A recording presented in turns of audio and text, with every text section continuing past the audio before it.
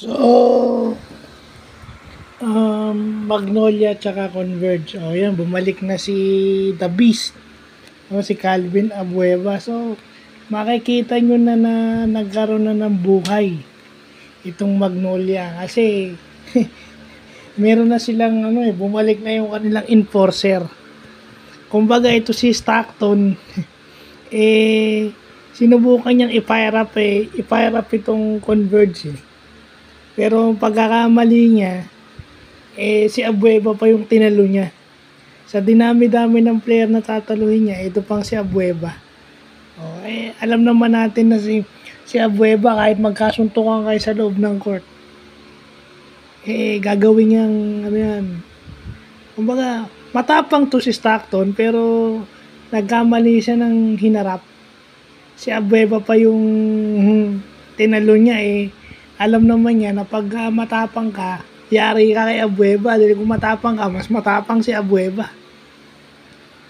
Although lumamang sila, nandun lumaban. Kaso, wala, malakas lang talaga yung Magnolia. May rhythm na Number 1 team. So, nandun na yung rhythm, yung kumpiyansa nila as a team. Lalo na kumpleto na sila, di ba? Bumalik na si Calvin. So, mas lalo silang ginanahan when Calvin is around.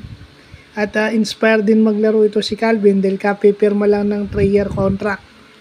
Itong nagtataka ko sa Converge, no? Binitawan nila si K-Rax. Si Kevin Racal, ginawa nilang unrestricted free agent. Hindi natin alam bakit. Lumaban yun kasi naglaro na si Melesio. Siguro hindi naman nila kailangan ng masyadong 3-point shooter dahil si bukod kay Balanza, Melesio can shoot. So yun, kaya siguro nila binitawan. Hindi pa natin alam Yun teorya lang natin o hypothesis lang natin bakit nila pinakawalan si Kevin Racal. Isa pa lang ang talo ng Magnolia, yun lang yun, may rhythm. Nandun yung confidence na maglaro. So, yun lang po.